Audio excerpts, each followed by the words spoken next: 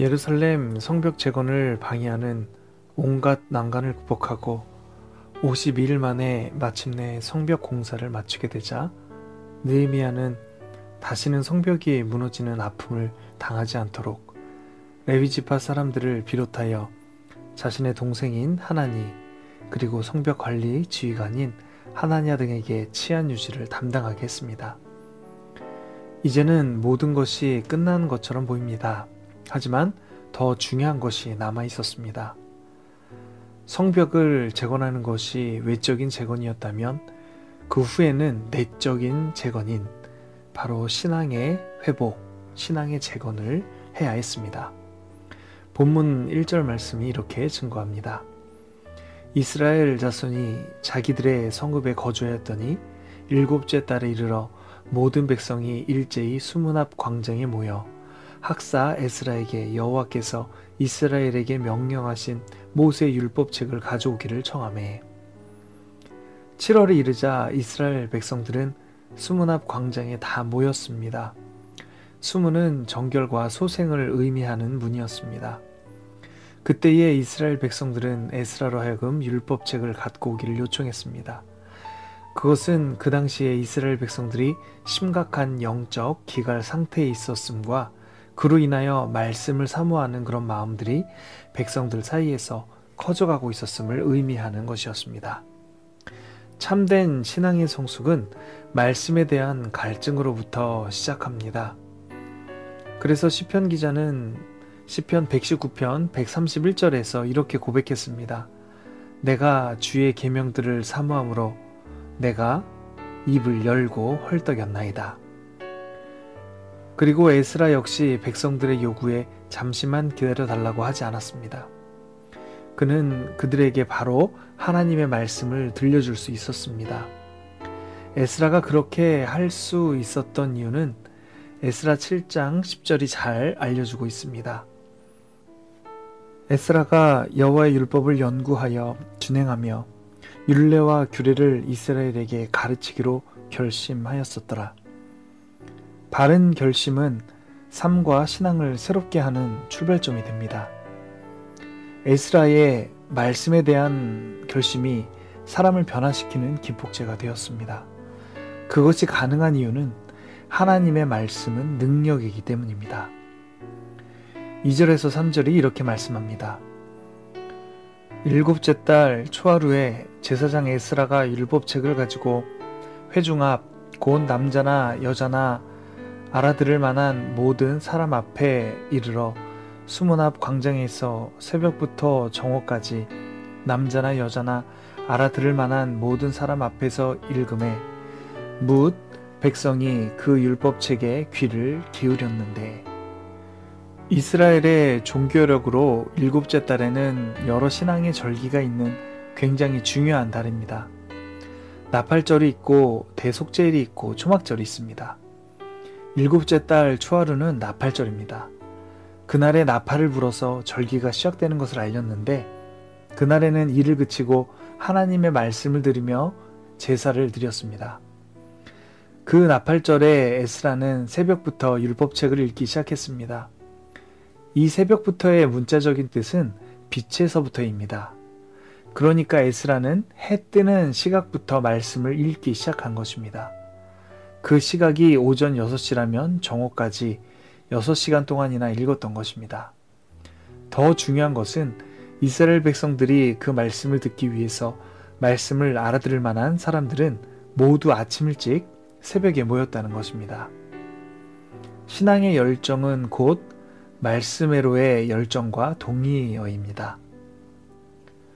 바른 믿음 생활에 대한 열정이 있는데 말씀에 대한 열정이 없는 사람은 있을 수 없습니다. 반대로 말씀에 대해 깊은 열정을 갖지 않고서 바른 믿음 생활을 한다는 것은 거의 불가능합니다. 왜냐하면 말씀의 생활의 말씀과는 불가분의 관계에 있기 때문입니다. 에스라가 말씀을 전할 때에 백성들이 보인 반응을 5절에서 6절은 이렇게 말씀합니다. 에스라가 모든 백성 위에 서서 그들 목전에 책을 펴니 책을 펼 때에 모든 백성이 일어서니라. 에스라가 위대하신 하나님 여호와를 송축하매 모든 백성이 손을 들고 아멘 아멘 하고 응답하고 몸을 굽혀 얼굴을 땅에 대고 여호와께 경배하니라. 에스라가 하나님의 말씀의 책을 펼 때에 모든 백성이 일어났습니다. 그것은 말씀의 최고의 권위를 부여하는 표현이었습니다. 뿐만 아니라 몸을 굽혀 얼굴을 땅바닥에 대었습니다. 자신을 최고로 낮추는 것입니다. 그리고 하나님에 대해서 광대하신 하나님이라고 고백했습니다. 그것은 하나님이 한 지역의 신이 아니라 온 세상을 다스리시는 유일신이라는 고백이었습니다. 바벨론 포로에서 돌아오게 하신 하나님께 드리는 감사의 표현이었습니다. 자기 자신이 가장 작다고 여겨질 때에 지극히 크고 위대하신 하나님을 만나게 됩니다. 또한 지극히 위대한 하나님을 만나는 순간 정말 보잘것없고 하찮은 그리고 허물투성이인 자신을 발견하게 됩니다.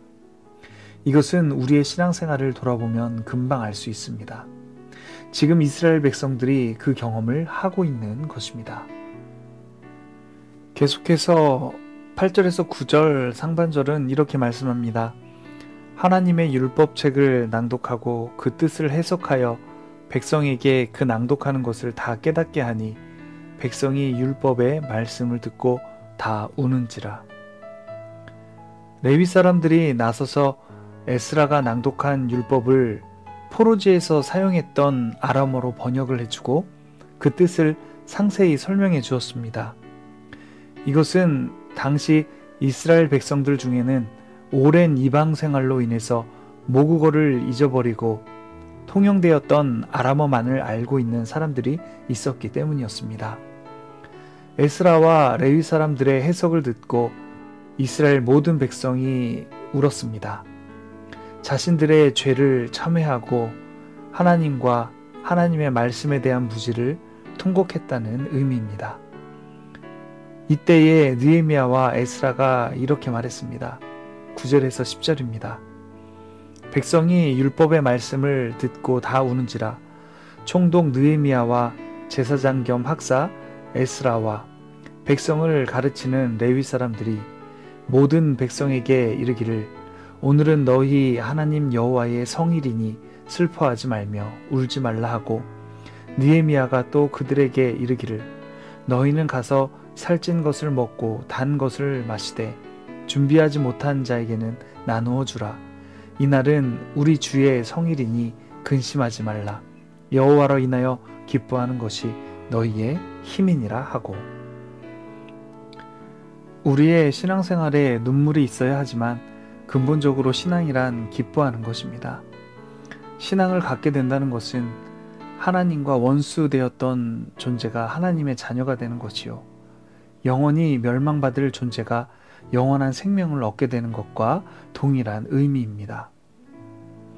그리고 느헤미야는 여호와를 기뻐하는 것이 우리 힘이 된다고 말씀하고 있습니다. 신앙은 단순히 기뻐하는 것이 아니라 하나님을 기뻐하는 것입니다.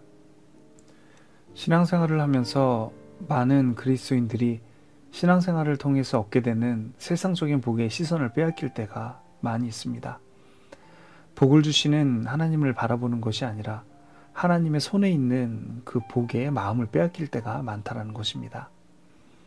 우리의 믿음은 하나님의 손에 있는 복을 바라보는 믿음이 아니라 복의 근원이신 하나님을 향한 믿음이어야 합니다. 우리가 하나님을 바라볼 때 하나님은 우리의 힘이 되어주십니다. 여기서 힘이라고 하는 것은 피난처, 방파제, 요새라는 의미입니다. 우리를 궁극적으로 보호해 주시는 분, 바로 하나님밖에 없는 줄 믿습니다. 그래서 하나님을 기뻐하는 것이 우리의 힘이 되는 것입니다. 그 다음 날에도 이스라엘 백성들은 하나님의 말씀을 듣다가 7월 절기의 초막에 거하라고 하는 부분에서 초막절을 지켜야 함을 깨닫게 되었습니다. 그래서 어떻게 하였는지 17에서 18절에서 이렇게 말씀합니다.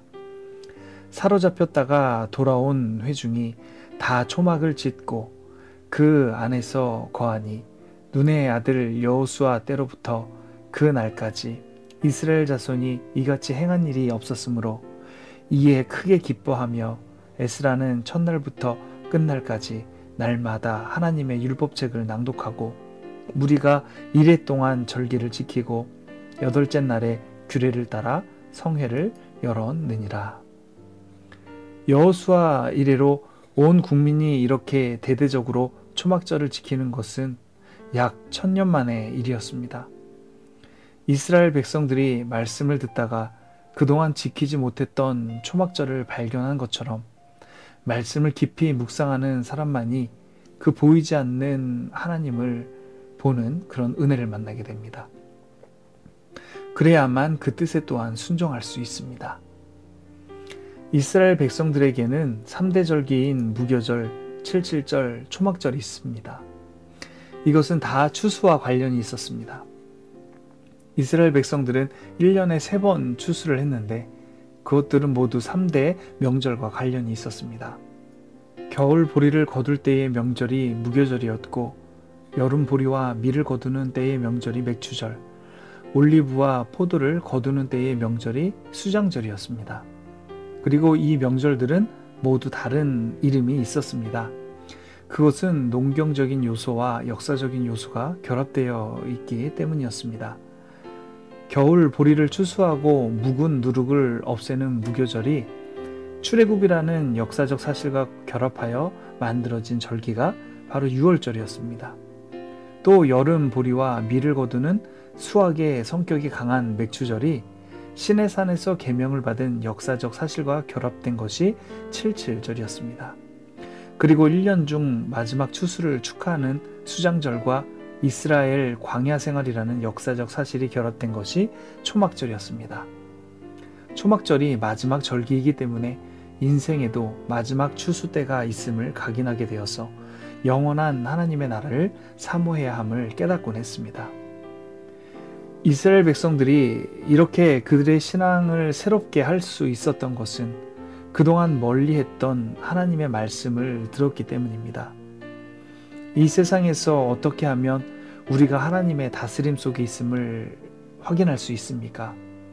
보이지 않는 하나님을 어떻게 하면 볼 수가 있고 어떻게 하면 그분의 뜻에 순종할 수 있습니까? 오직 하나님의 말씀으로 온 삶을 다해 붙잡는 것입니다. 그때에 우리의 삶의 자리는 하나님께서 마음과 정성을 다해 심으신 수문 앞 광장이 되어서 우리의 삶에 하나님의 말씀의 풍성함으로 날마다 하나님의 살아서 역사하심을 경험하게 될 줄 믿습니다. 이러한 은혜가 우리 모든 동행가족들의 삶에 충만하기를 축복합니다.